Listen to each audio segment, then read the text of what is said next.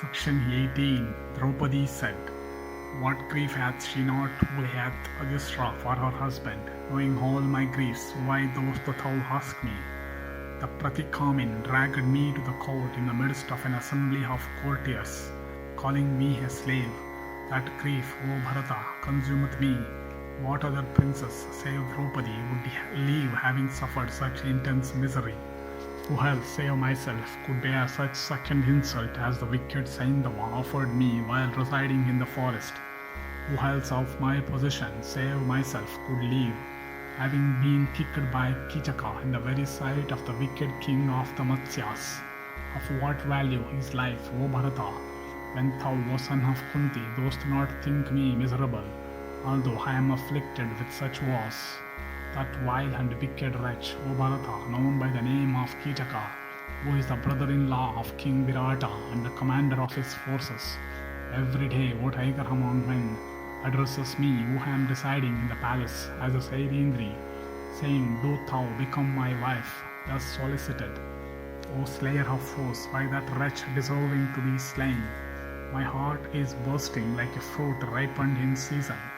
Censure thou that elder brother of thine, addicted to execrable dice, through whose act alone I have been afflicted with such woe. Who else save him that is a desperate gambler, would play, giving up kingdom and everything, including even myself, in order to lead a life in the woods, if he had gambled morning and evening for many years together, staking Nishkash by thousand and other kinds of substantial wealth, still is silver and gold and robes and vehicles, and teams and goats and sheep, and multitudes of steeds and mares, and mules would not have sustained any diminution, but now, deprived of prosperity by the rivalry of dice, he sits dumb like a fool, reflecting on his own misdeeds. Alas, he who, while sojourning, was followed by 10,000 elephants, adorned with golden garlands, now supports himself by casting dice.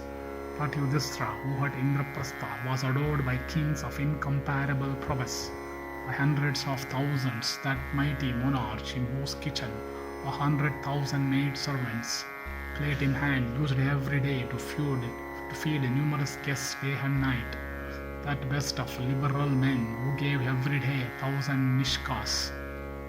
Alas, even he, overwhelmed with woe in consequence of gambling, which is the root of all evil, now supporteth himself by casting dice. Bards and encomiums by thousands, decked with earrings, set with brilliant gems, and gifted with a melodious voice, used to pay him homage morning and evening. Alas, that Yudhishthira, who was daily waited upon by 1,000 sages of ascetic merit, versed in the Vedas and having every desire gratified, as his courtiers, that Yudhishthira, who maintained 88,000 of domestic snatakas with 30 maid servants assigned on to each, as also 10,000 yotis, not accepting anything in gift, and with betel seed drawn up.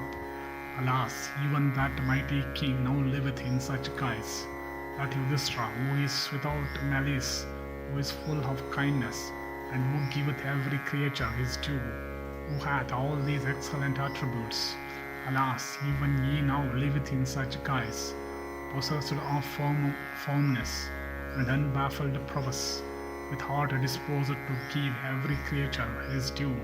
King Yudhishthira, moved by compassion, constantly maintained in his kingdom the blind, the old, the helpless, and the parentless, and all others in his dominions in such distress. Alas, that Yudhishthira, becoming a dependent and servant of Matsya, a caster of dice in his court, now calls himself Kanka. He too, whom while residing at Indraprastha, all the rulers of earth used to pay timely tribute, alas, even he now begs of subsistence at another's hands. He too, whom the kings of the earth were in subjection, alas, even that king, having lost his liberty, liveth in subjection to others, having dazzled the entire earth like the sun by his energy. That Yudhishthira, alas, is now a courtier of King Virata, O Pandu's son, that Pandava who was respectfully waited upon in court by kings and sages. Behold him now, waiting upon another, Alas, beholding Yudhishthira, a courtier, sitting beside another and breathing adulatory speeches to the other, who can help being afflicted with grief? And beholding the highly wise and virtuous Yudhishthira, undeserving as he is of serving others, actually serving another for sustenance, who can help being afflicted with grief? And O hero, that Bharata was worshipped in court by the entire earth, do thou now behold him worshipping another? Why then, O Bharata, dost thou not regard me as one afflicted with diverse miseries, like one forlorn and immersed in a sea of sorrow? Thus ends the 18th section in the Kichaka-badha Parva of the Virata Parva.